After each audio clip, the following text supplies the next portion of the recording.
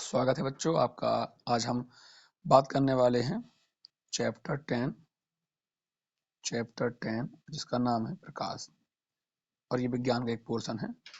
तो मैंने आपसे इसमें कहा था कि आप थोड़ा सा बेसिक पढ़ के आएंगे तो आपको समझने में आसानी होगी, लेकिन अब आप पढ़ के आए हैं नहीं मुझे नहीं पता। लेकिन जो महत्वपूर्ण इसमें जो शब्दावली प्रयोग होगी उसके बारे में मैं आपको थोड़ी सी जानकारी यहाँ पे दूंगा, ठीक है। चलिए फिर देखते हैं। तो कुछ टर्म सीखना है आपको। विज्ञान में कुछ टर्म होते हैं, कुछ शब्द होते हैं, उनको सीखना है। जैसे सबसे पहले मैं बताऊंगा आपको कि एक वर्ड आपको सीखना है एफ। एफ क्या होता है? एफ को हम बोलते हैं फोकस दूरी। क्या बोलते हैं? फोकस दूरी। अब खैर ये आपने पढ़ लिया होगा, लेकिन एक बार जिनने नहीं पढ़ा है या जिनने पढ़ा है उनको रिवाइज कर देता हूँ, ठीक है। एफ होता है आपका फोकस दूरी। यू का मतलब होता है वस्तु की दूरी, वस्तु की दूरी। और वी होता है आपका प्रतिबिंब की दूरी, प्रतिबिंब की दूरी। साथ साथ लिखते चलें क्योंकि बहुत महत्वपूर्ण चीजें आज हम डिस्कस करने वाले हैं, ये ध्यान देना आप, ठीक है। क्योंकि बहुत आसानी से आप इन सवालों को लगा लेंगे एक बार इस ट्रिक को पढ़ने के बाद, ठीक। आर होता है आपका, ये आर है। आर को हम बोलते हैं वक्रता त्रिज्या। और इसके बाद अभी आप इतनी ही चीजें रहने दीजिए, इतने का आप स्क्रीनशॉट ले लीजिए। इसमें शायद ऑप्शन है नहीं है। हाँ, आप लोग खुद स्क्रीनशॉट ले लीजिए, ठीक है। या मैं देख लेता हूँ, शायद हाँ ये शायद ठीक है। तो इतनी बातें हो गई हैं, आगे चलते हैं। अगला पेज देखिए। और एच होता है आपका, एच क्या, अभी आप कहोगे सर ये एच क्या है ना। ये एच का मतलब क्या है, एच से क्या होगा। तो अभी आप ये मत सोचिए, केवल आप अभी लिख जाइए ऊंचाई या आकार, आकार वस्तु की, ठीक है। और एक होगा आपका एच डैश, क्योंकि इनका प्रयोग किस प्रकार से करना है या ये कैसे हम इनको समझेंगे, केवल ये आपको अभी लिखना है। प्रतिबिंब की ऊंचाई, आप केवल इनको विधिवत तरीके से लिख लीजिए, केवल आपका ये काम है। स्क्रीनशॉट ले लीजिए। ये आपका जो सामान्य जानकारी थी जो आपने आज इस चैप्टर में पढ़ा होगा, तो ये था आपका, ठीक है। अब चलते हैं, स्टार्ट करते हैं। तो पहला टॉपिक हमारा आज का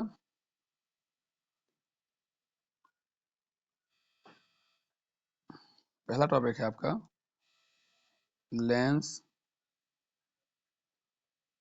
सूत्र।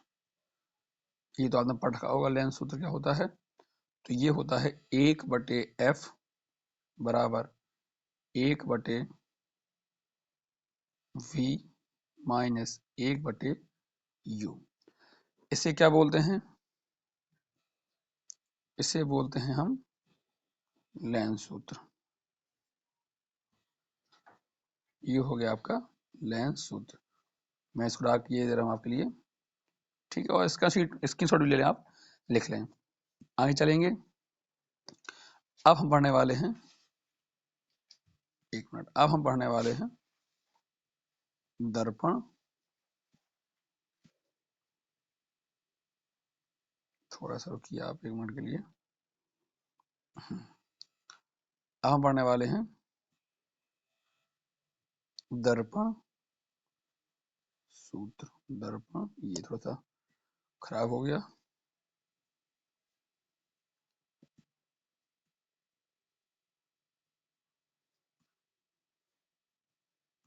ये ठीक है ना, कलर भी अच्छा से ले रहे हैं, ये ठीक है। ये मिटा दे रहे हैं ऐसे। चलिए, अब हम पढ़ने वाले हैं दर्पण सूत्र। तो जिसको आप देख पा रहे हैं स्क्रीनशॉट में, ये होता है आपका दर्पण सूत्र, ठीक। इसका भी स्क्रीनशॉट ले लीजिए आप। आगे चलेंगे हम। अब हमारा जो टॉपिक रहेगा वो रहेगा फोकस दूरी। फोकस दूरी जिसे हम बोलते हैं एफ। क्या बोलते हैं? एफ व फोकस दूरी व वक्रता त्रिज्या में संबंध। खैर अब आपको ये तो मालूम है कि संबंध किस प्रकार से। तो जैसे आपने त्रिज्या और व्यास का संबंध पढ़ते हो ना आप लोग, कि त्रिज्या जो होता है वो व्यास का आधा होता है और व्यास त्रिज्या का दोगुना होता है, उसी प्रकार का संबंध होता है फोकस दूरी और वक्रता त्रिज्या में। ठीक है, ये संबंध कैसा है? F बराबर होता है आपका R/2। ये आपको भूलना नहीं है, बहुत काम आएगा। ये है क्या होता है? ये आपका फोकस दूरी F और वक्रता त्रिज्या R में संबंध है। क्या संबंध है ये? कि वक्रता त्रिज्या का आधा होता है फोकस दूरी, और इस चीज को हम ऐसे रखते हैं कि फोकस दूरी का दुगना होता है आपका वक्रता त्रिज्या। ठीक है, खैर बता दूं ये एक ट्रिक है जो आपको काम आएगी, इसलिए आपका बेसिक स्ट्रांग होना चाहिए। ठीक है, तो क्या टॉपिक हमारा आज का? फोकस दूरी व वक्रता त्रिज्या में संबंध क्या होता है? F बराबर R/2, यानी वक्रता त्रिज्या का आधा होता है फोकस दूरी और फोकस दूरी का दुगना होता है आपका वक्रता त्रिज्या। ठीक है, ये आपका एक नया टॉपिक हो गया। चलेंगे आगे, आपको सभी पेजेस के स्क्रीनशॉट ले लेना है। ठीक है, अब हम सीखेंगे कि जब u को लिखते हैं तो किस चिन्ह के साथ लिखते हैं, v को लिखते हैं किस चिन्ह से लिखते हैं। क्योंकि लिखने का जो क्रम होता है, ध्यान रखना, जब भी आप u को लिखोगे, u को ऑलवेज माइनस में लिखा जाएगा। u को ऑलवेज माइनस में लिखा जाएगा, यानी किसी भी सवाल में जो वस्तु की दूरी होगी, अब वो यदि प्लस भी हो ना आपकी, हमने उसने कहा कि वस्तु की दूरी 5 सेंटीमीटर है, तो आपको ये मान लेना है कि आप लिखोगे ना तो -1/5। क्या लिखोगे आप? -1/5। ये मैं आपको ये समझा रहा हूं कि u को जब भी आप लिखोगे तो u की वैल्यू हमेशा माइनस में लिखी जाएगी। u ऑलवेज होगा आपका माइनस में। ठीक है ना, ये ध्यान रखना। मतलब यदि वो कहता है कि किसी प्रश्न में वस्तु की दूरी 5 सेंटीमीटर है, तो आप 1/5 ना लिख के, ये गलत माना जाएगा, आपको -1/5 लिखना है। ठीक है, बिना ये सोचे कि दर्पण कौन सा है या लेंस कौन सा है, ये नहीं सोचना है आपको।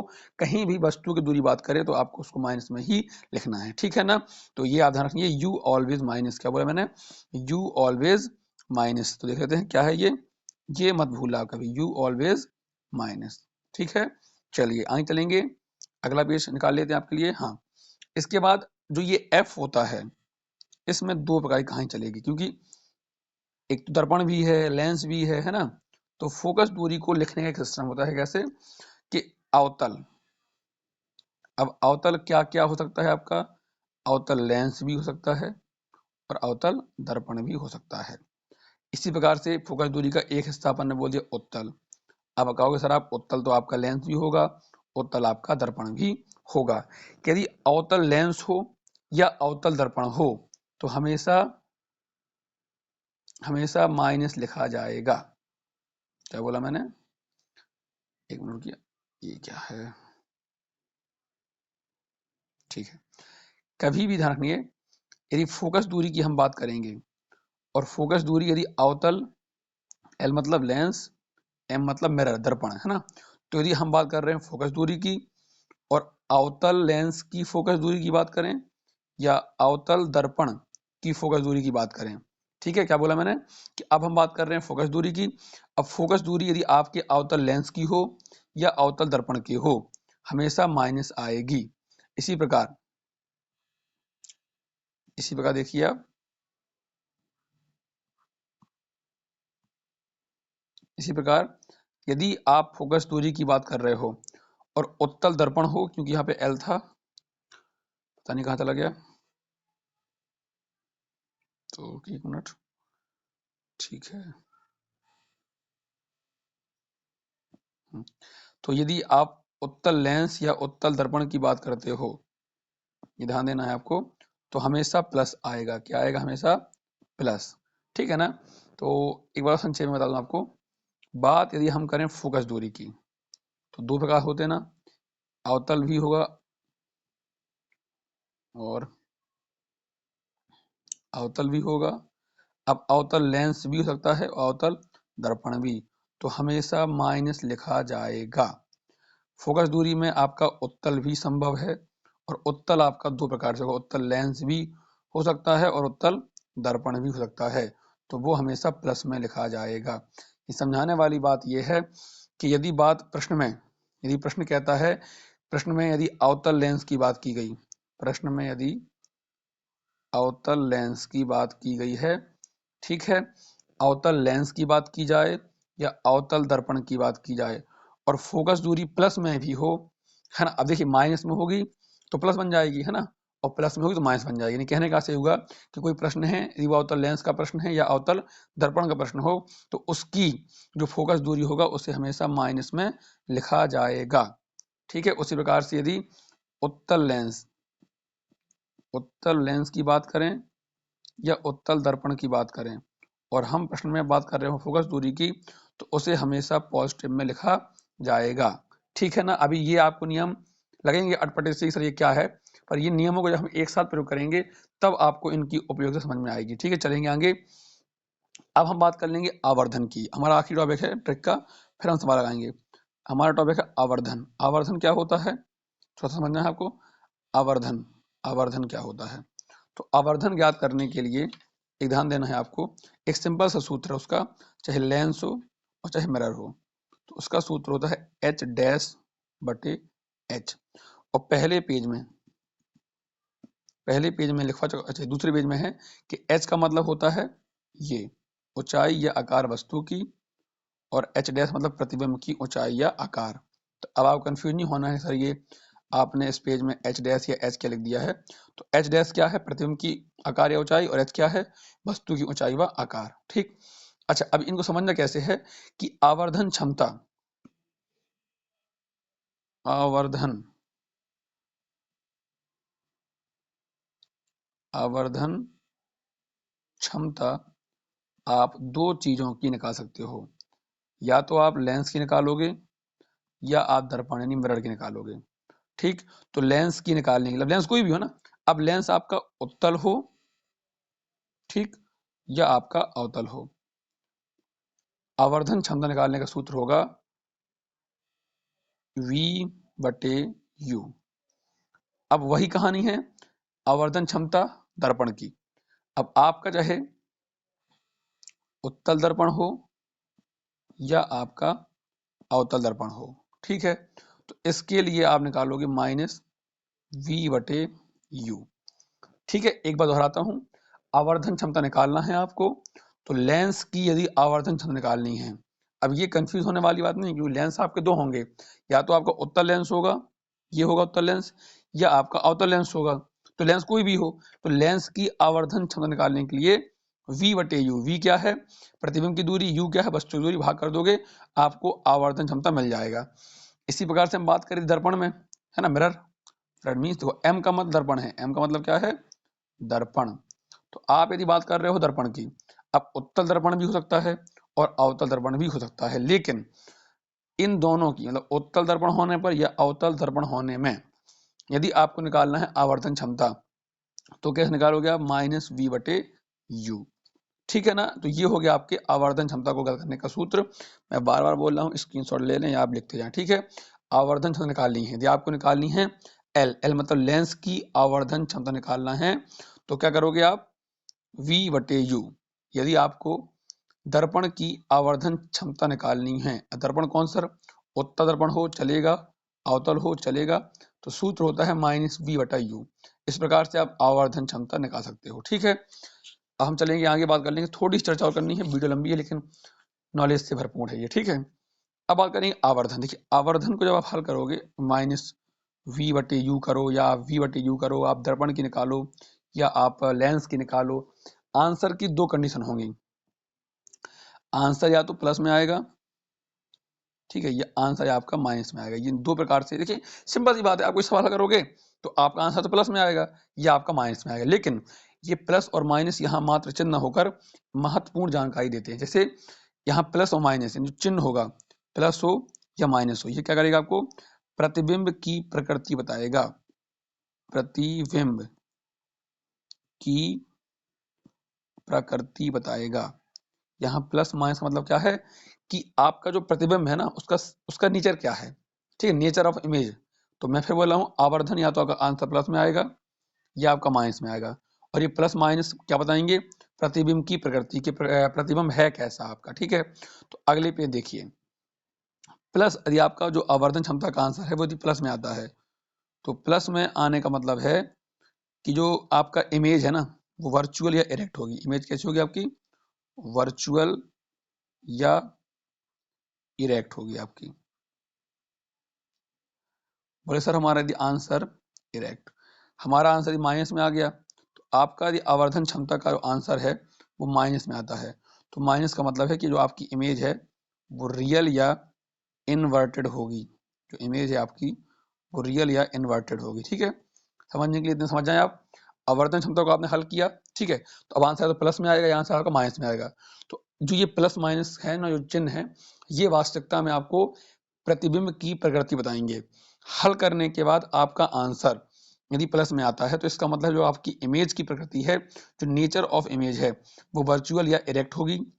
यदि आपको हल करने के बाद आवर्धन क्षमता का आंसर माइनस में आएगा तो इसका मतलब है कि नेचर ऑफ इमेज, इमेज की जो प्रकृति है वो आपकी रियल या इन्वर्टेड होगी। ठीक है, चलिए अब बिल्कुल अंतिम लेक्चर है हमारा, साइज ऑफ इमेज। कभी आपको ये मालूम करना है कि आपका जो इमेज है वो ऑब्जेक्ट से छोटा होगा या ऑब्जेक्ट से बड़ा होगा। तो आपको क्या कर लेना है, एन। तो जो एन का मतलब होता है, एन मीन्स होता है, एक मिनट, एन का मतलब होता है, यहाँ एन का मतलब है साइज ऑफ,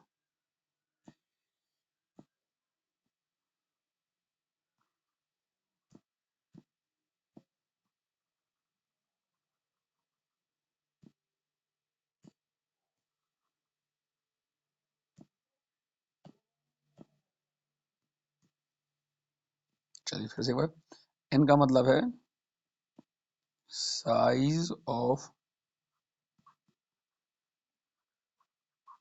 इमेज। ठीक, अच्छा अब ये साइज जो एन का मान है वो इमेज की साइज को कैसे डिसाइड करेगा। ठीक है, एन का मान छोटा आता है एक से, आपने हल किया और आपका जो एन का मान है वो एक से क्या आएगा, कम आएगा। तो इसका मतलब हुआ इमेज ऑब्जेक्ट से छोटा, इमेज जो है वो ऑब्जेक्ट से छोटा होगा। फिर समझिए, समय कम लेते हैं आपका, एन का मान एक से कम आता है तो इसका मतलब है जो इमेज होगा ना, जो बनने वाली इमेज होगी, जो छाया होगी, जो प्रतिबिंब होगा, वो उस वस्तु से क्या होगा, छोटा होगा। ऐसा कब होगा, यदि एन का मान एक है, सॉरी एन का मान एक से कम है। यदि एन का मान बराबर आता है एक के, तो इसका मतलब होगा इमेज बराबर होगा ऑब्जेक्ट के। जितना यदि आपका एन का मान एक के बराबर यानी एक आ जाता है तो जितना वो ऑब्जेक्ट होगा, वस्तु होगा, उतना ही उसका इमेज बना होगा, उतना ही उसका प्रतिबिंब बना होगा। वैसे यदि एन का मान बड़ा आता है एक से, तो इसका मतलब हुआ कि जो इमेज है, इमेज ऑब्जेक्ट से बड़ा होगा, इमेज ऑब्जेक्ट से बड़ा होगा। ठीक, अब आप पूरी चर्चा जो हमारी डिस्कस में करना था हम कर चुके हैं। मुझे मालूम है कि वीडियो थोड़ा लंबा हो गया है, लेकिन आप फिर भी देख लें, नॉलेज का वीडियो है ये। ठीक है, अच्छा अब सुनिए, महत्वपूर्ण बात ये है कि अभी तक अपन ने जो पढ़ा है उन सभी चीजों को आप लाइन से लिख लें, बस इतना करना है आपको। क्या समझ में आया, क्या समझ में नहीं आया, बिल्कुल परेशान नहीं होना है। जितनी जानकारी मैंने आपको लिखवाई है स्क्रीनशॉट लेके विधिवत तरीके से लिख लीजिए। कल मैं बताऊंगा आपको किस प्रकार से ये पूरी जानकारी सवालों को हल करने में काम आएगी। परेशान ना हो, ये ना सोचें कि सर ने क्या बोल दिया, केवल लिख लें। ठीक, आपका काम है केवल उनको लिखना। अब इनका यूज कैसे करना है वो आपको कल बढ़ाऊंगा। आज की वीडियो काफी लंबी हो चुकी है। ठीक है, तो फिर मिलेंगे कल एक नई वीडियो के साथ। सवाल लगाए ना, सवाल लगाना क्योंकि दिक्कत ये है, सवाल लगाना कल ना, ध्यान देना ये।